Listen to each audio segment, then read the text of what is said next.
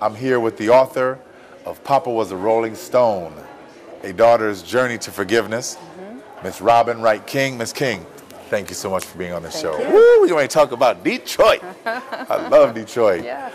Tell us a little bit about the book. The book, Papa Was a Rolling Stone, A Daughter's Journey to Forgiveness, was published in February of 2007, and it is sort of a chronicle of my personal experience with father absence. Grew up in the city of Detroit with a father who was completely absent from my life. I knew who he was, I knew of him in my environment, but he was not at all plugged into my life. Always bothered me growing up that my father was not involved, and when I had children of my own, I really began to understand how important it was to have a father, and decided to write the book. Started off very angry writing this book. The title was Papa Was a Rolling Stone, A Daughter's Story.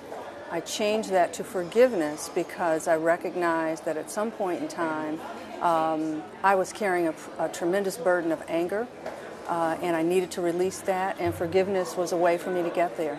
So, wow, that's so interesting. The book was born. It's a wonderful book. Yeah. The forgiveness part. As you know, many of our viewers are in the same boat. How do I go about that forgiveness when I feel so hurt? I feel so betrayed because I still love him so much. Yeah. How did you get through that? Well, what I did is I recognized that I thought I was keeping something from my father. I thought, why should I forgive him? Because he's never given me anything, so I don't want to give him anything. What I recognized is that that was the wrong paradigm. The right paradigm was that I was a person carrying this tremendous burden of anger for years, resentment, and the best way for me to get rid of that is to forgive him, and the forgiveness was really for me. So I think, again, the recognition is that the forgiveness is not for the person who's sort of done that deed. The forgiveness is for the person who's feeling the tremendous amount of pain. Wow. And so it is very freeing to be able to have that forgiveness and move on and just be more productive in whatever else it is you're trying to be productive in. You forgave him because he knew not what he was doing. Absolutely. Wonderful. He did the best he could do. He gave me what he could give me at the time. And that's, really all there is to it. Just a man. Yep, just a man. Wow, that's wonderful. Wow, I can't wait till we get into the next part. Okay. What you're doing as far as Detroit and getting the fathers and involved and really uplifting the city of Detroit, which all of us know what's going on in Detroit. It's been unfortunately publicized throughout the country. Tell us a little bit about that effort. Sure. Things are very, very difficult in Detroit. We were already an environment where we had a tremendous number of fragile families. And when you think about adding unemployment, the massive unemployment that has taken place in the city of Detroit, those family structures are even more fragile than they were before. So what I decided to do, I started a nonprofit organization about a year and a half ago called the Detroit Fathers and Families Coalition. And what we wanted to do was to put on a 2-day conference, and the conference will take place April 22nd and 23rd of this year.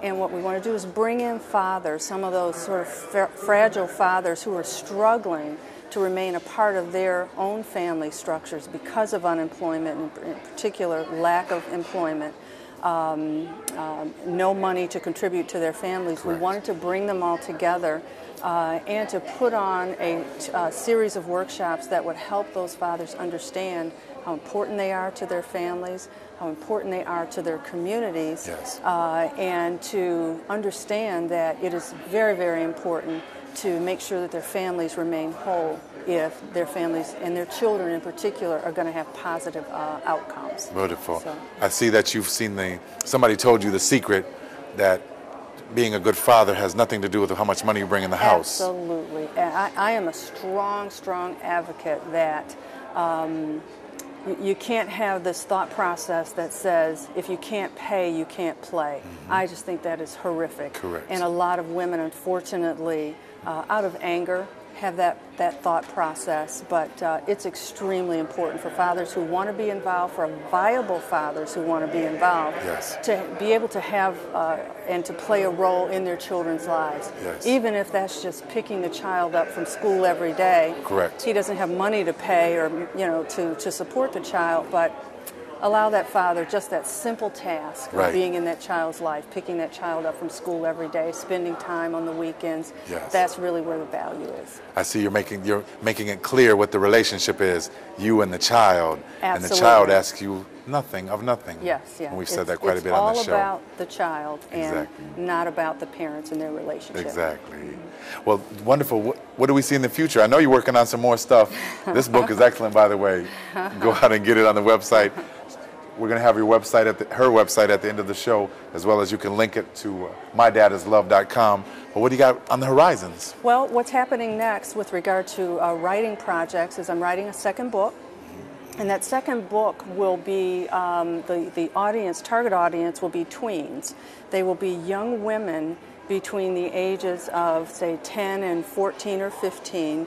I did some research and found that there are not a lot of books out there that are appropriate for the African American female, again, to teach her so that she understands how important her father is in her life. So, again, writing a book that's appropriate for tweens that will advocate for the important role that fathers play. Wow, it sounds great. I can't wait till it comes on the stands.